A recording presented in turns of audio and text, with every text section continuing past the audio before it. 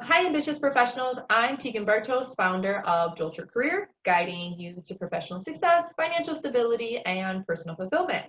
Now, if you are someone who has experienced a layoff or beginning to prepare for a layoff, then this video is for you.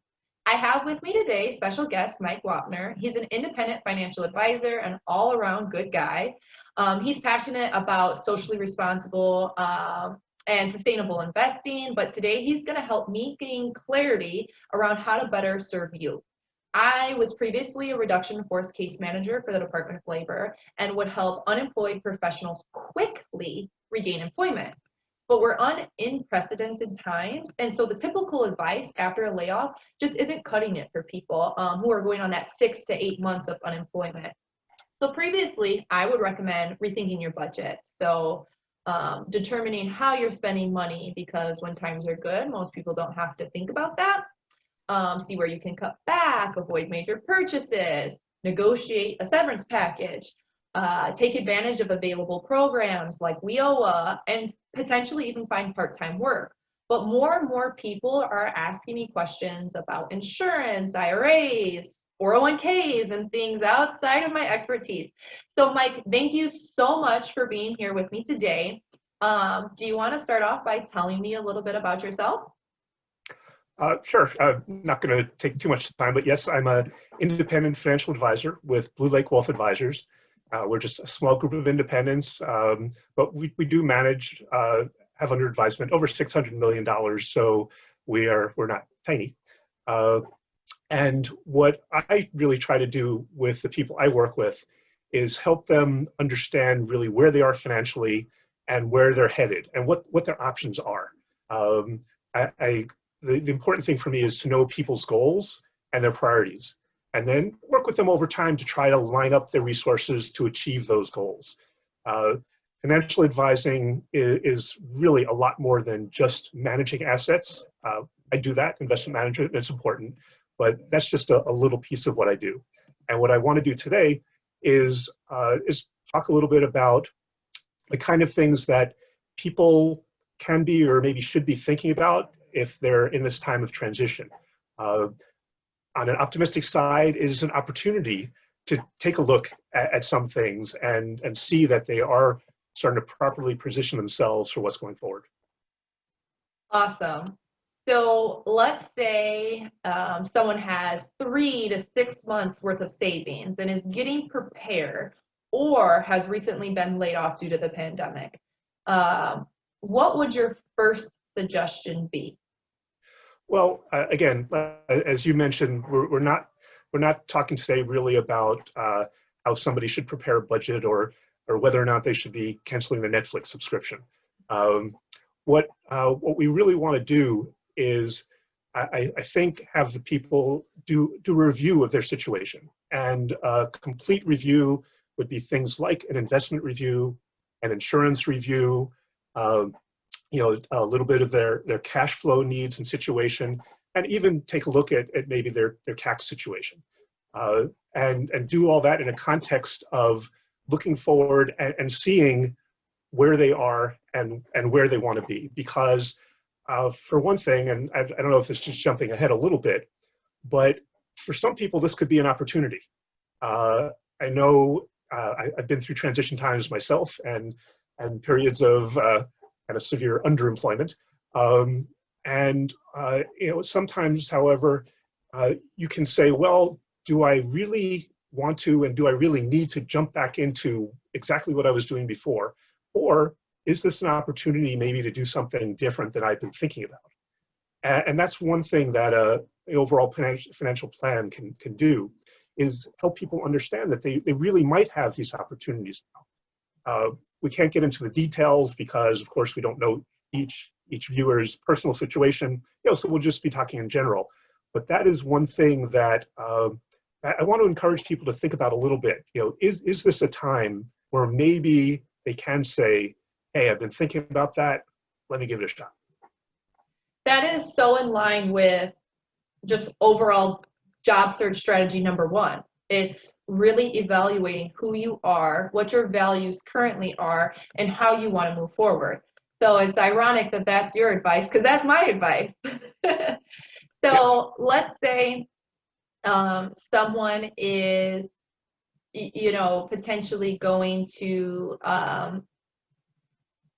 has a financial advisor and is maybe is going to make a transition or is forced to make a transition because at that senior level you may not be able to get in as easier as you used to. Your job search might be a little prolonged. Like you said, you might have to be underemployed, or it's a perfect time to make a pivot.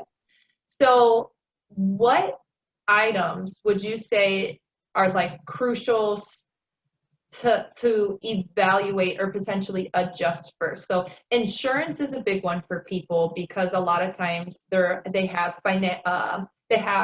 employer sponsored insurance. Right. Well, I mean, healthcare insurance is a whole adventure unto itself, and I'm not an expert in that. But one thing I would recommend to some people is that they do look at policies that are available on the exchange under the Affordable Care Act or Obamacare. Depending on your financial situation, there could be government subsidies available, and that might make things more affordable, at least even over the shorter period, than some other options. So that is something that people should at least take a look at and evaluate. On the life insurance side, that's something that you always want to make sure you're set right. A lot of people have been getting life insurance, or at least a certain amount of it, through their employer. And if that's not available, you have to make sure that you are still covered for the kind of needs you have. I know I didn't worry too much about life insurance until I had kids, but if there are people out there with children or other people depending on them, it's something they really need to look at. Maybe if cash flow is a little bit tighter, term insurance can be very reasonable and you can get very good coverage. So again, make sure that you have the kind of insurance that you will need. And if somebody doesn't already have that lined up independently, they only have that through their employer, is that something that they could speak further with you about? Yes, I personally don't sell insurance. It's that's another different conversation, but I do know a lot about it, and I can make recommendations for some of the types of things they should consider. And then I'm happy to recommend people when appropriate to other more insurance experts that can get into the details of really the right policies for them. Okay. So I'm not super savvy when it comes to investing. My husband that's like his passion project on the side, But when it comes to somebody creeping into that 6 month or to that 8 month layoff, and they're starting to get a little bit nervous, their savings are dwindling down, maybe they're considering putting some things on a credit card, maybe they're considering pulling some funds out of their 401k or cashing out some of their investments. Is there a right or wrong way to decide which one you're going to do first, or any type of suggestions on how to go about thinking about, well, which one do I pull funds from if funds are starting to get a little tight? Yeah, and again, going to be, that good disclaimer, going to be different for each person, but yes, there are things that you should look at. In fact, one of the things I recommend before you hit that 3 or 6 months is try to take a look at your cash flow situation. So in other words, assume this period of less earnings, might even be semi-indefinite. I mean, don't want to be pessimistic, but just say, all right, what really are the cash flow needs? What is the outflow? And because then you can start deciding, where do I look for things? If you don't know what the scope of that might be, you're not going to have as good a feel for where to look. In general, the best place it's going to come from is investments. You really have to be careful about taking on credit card debt especially, and that gets very expensive. But even for taking from investments, there's a few things that you'd probably want to do first. And again, this is something, like I said, take this opportunity to do a little planning now, because you should look at your investments, both any brokerage accounts you might have, as well as your IRAs or 401ks. And what you want to make sure at a macro scale is that your allocation is right for you at this point. And by allocation, At the highest level, that's, say, the percentage of stocks you have versus bonds and cash, because that at again, at the high level is the easiest way to kind of put a risk element on your investments. And you want to make sure, especially if you're going to be needing to draw on some of your savings, you want to make sure that your risk investments, the level that those investments are at, is appropriate for you. And a couple important terms there are risk tolerance and risk capacity. Risk tolerance is a bit more of a psychological thing. And somebody who's been around for a bit and has been through a couple of market crashes and corrections and see things come back are going to have more or less tolerance for one of those corrections.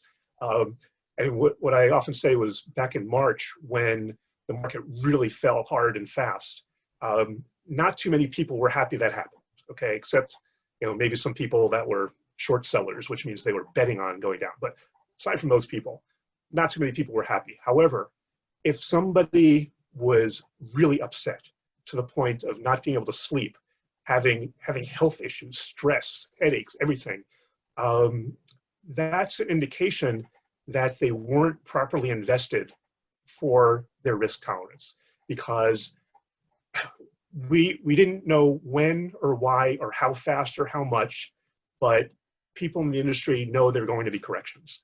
And an advisor, one of the most important conversations they have with somebody is to get a feel for how much they can afford to kind of see their assets decrease on paper, at least at one time. Is it 10%? Is it 20%? Some people might be okay with a 40% drop, knowing that over the long term, hopefully it'll come back. So that's really important for somebody to do now. And we had that big correction. Fortunately, things came back quickly. But you don't want people to overreact. You want to be able to be comfortable there. The other term, risk capacity, is a little bit different. I know when I was younger, had a lot of risk tolerance, and I knew I had there was a long term, I knew things would come back.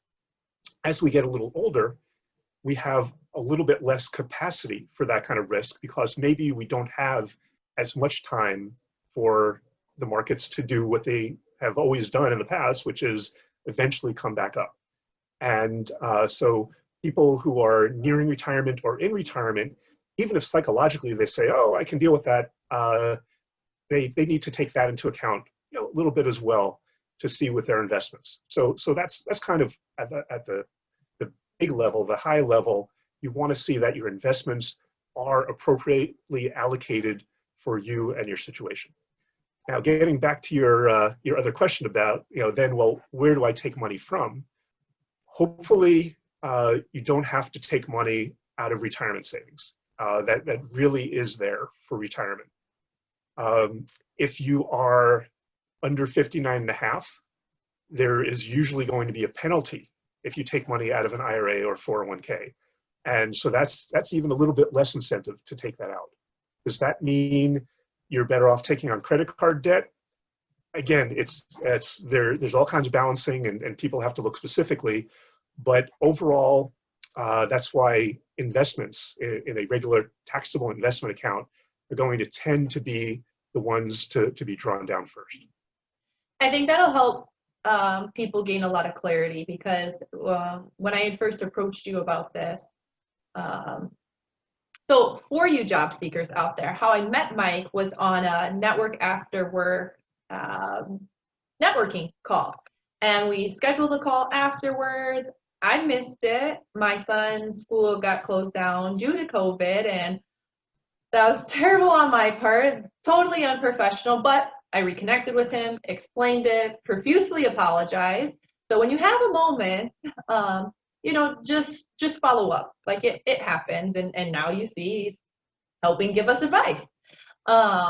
And then we followed back up. I've been volunteering with a couple of different organizations that help job seekers become employed again, who don't necessarily have the financial means to pay for services. So been doing a lot of volunteering, and have been getting asked so many questions about what to do. And the best thing to do is, seems like, we'll prepare ahead of time. mitigate that risk and work in advance. So if you have not been affected by pandemic layoffs, and are maybe not in a position yet, maybe start looking at that budget and start saving a little bit more just to be on the safe side. Or if you have, like Mike said, you know, mitigate risk and analyze your individual situation to determine what is going to be the best route of action based on the individual criteria that you have set up with your different accounts. Right. So, And yeah, it's really, take this opportunity. Finances is something that people very easily put off. It can get, life is complicated, finances can definitely get complicated, and very, very aware people would rather not think about it because it stresses them out too much. Yeah. But there's no better time than now to take this opportunity and take a look at your big picture. Awesome. So you had mentioned that you went through a period of a transition yourself and made a pivot in your career. So when you, from a job seeker standpoint, how do you determine is now the time to make that pivot? I mean, you're obviously, when people do research on you, they're going to see how passionate you are about sustainability and about being socially responsible. So how did you make that pivot in your career? Well, the sustainable, socially responsible part is from long ago. I've always been there. But the main reason I decided to move into becoming a financial advisor is the kind of connection and the kind of impact I could have with individuals and families. In early parts of my life, I worked for big corporations. I worked for Motorola and trying to make the world safe for digital cellular. And it was fun and exciting with huge deals affecting lots of whole countries. But from a personal goals perspective, just really being able to understand what individuals need and help them with that just was what I wanted to do at this point. And yeah, for a career changer, yeah, it's difficult times, but now is as good a time as any to make sure you really do know what you want to do with the rest of your life, regardless of whether in your 20s or your 60s or anywhere in between. It is an opportunity to step back and do some evaluation. A lot of professionals out there, coaches and people like Teegan who can help do this kind of evaluation and make sure you're on the right track, because to work and try to get back into something that maybe wasn't as good as what you wanted, that's again, you have this it's an opportunity. I know it can be scary to be in transition and not knowing where things are coming from, but on the upside, hey, it's that opportunity. And I think sometimes people's biggest fear is, well, what if I regret it? And I work with so many job seekers who are miserable at going to work each day. And it doesn't have to be like that. You can really show up every single day and love what you do and continue to have that impact, like you said, sometimes on individual levels like we do, and sometimes on global levels like we used to do. And what works for one person doesn't work for the next person, and the fear of, well, what if? Sometimes prevents people from moving forward. But just like with personal finances, it's just doing that health check, that personal health checkup. Where am I at? Where am I feeling? What are my goals? Are the same experience that you have when working with a financial advisor and doing personal finances. Okay, where are you at right now? Let's look at everything that you have set up and where do you want to be? And then let's mitigate risk to and figure out what your tolerance, like you said, to risk is, so we can make a plan to move forward. And yeah, absolutely, people can work with people like me, a coach, but also utilize their network, whether it be a stranger like you were to me, or to be a loved one, which I'm sure you had conversations with your loved ones on making sure it was a good fit for you. But speaking as somebody who did go through that transition, it's really powerful because you're successful at what you do, you know, you love what you do, you're happy with what you do, and you give back in such a impactful and meaningful way. Although it's scary in the moment, looking back, it's like, yeah, I did that and I'm doing this right now. And it can be life-changing, not only for you, but everybody you get to serve moving forward. Right, right. Yeah, and again, from putting the finances into that, one of the reasons I knew I could do this was I'd actually been the client of a financial advisor for quite some time. And I saw my plan and I saw, okay, I'm not rich, I can't retire, but also I knew I didn't have to be, you know, one of these $500,000, $1 million a year kind of people. So making this change was a risk, but for me, it was a very manageable risk. And again, that's the kind of thing that financial advisors can do for people, is help them understand where they are and get a handle on the uncertainty, and show them, yeah, that maybe they do have these abilities, these opportunities that they might not have thought about. So if somebody doesn't currently have a financial advisor, is looking for one, you're one, what type of clients do you typically work with, and what can you help them with?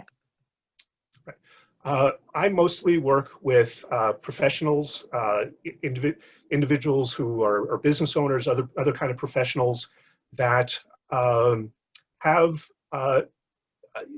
started out, have some type of savings, some type of investment, and really depending on the stage in their life. I don't have a strict minimum as some advisors do, but it's very important to me to be able to add value, and if I'm getting compensated. So and just without at least a certain amount of assets, it's tougher for me to add value. But you know, the kind of people I work with are people that have these questions and are trying to get a handle on the broader part of their lives. I mentioned before, things are complicated, and you know, most people can decide, well, how much can I afford to pay for a car? You know, can do some computations. But then, well, how much can I afford to pay for housing? And how much should I be saving for my kids' education? And how much should I be saving for my retirement? And should that be in a regular account or a Roth account? And can we afford to buy that vacation home? And what if my elderly parent needs financial assistance at some point? So there are all these interconnected, interrelated things, which is what life is. And what I can do is help people get a handle on all those things. Yes, there's uncertainty, but you know, do some what ifs. What if this happens? What if that happens? What are the opportunities? And so it's really people who feel like they don't have as good an understanding about where they are and where they're headed as they would like. You know, do I have any idea how much money I'm going to need to have the retirement I want? And if I do I have any idea if I'm on track to get there? And those are big, complicated questions. And that's exactly the kind of thing that financial advisors like me do. Awesome. Well, And Mike, what would your final advice be for someone who has been impacted by the pandemic? It doesn't have to be financially related. Just what would your motivational ending closing statement be? well, for me, it really does get back to, what are your goals in life? I mean, is your goal in life really to get another job in 3 months? You know, is that it? Or is that just a vehicle somehow? So take some time, think about your goals, your family's goals, what you want to achieve, and then make sure what you're doing is lining up and getting yourself moving in the right direction toward those goals. Not just little short-term objectives. Don't let little things come in and distract you too much. You know, so do that overall goal setting. Take a look at your investments. Make sure you're appropriately covered insurance-wise. One thing I didn't mention, but I've got to put in, is now is as good a time as any. Make sure you have your estate plan set. I've talked to a lot of people, and they said, yeah, I've been talking about some of my finances, but I should probably get a will first. And these are sometimes people with teenage or even grown children. If you have children, you need a will.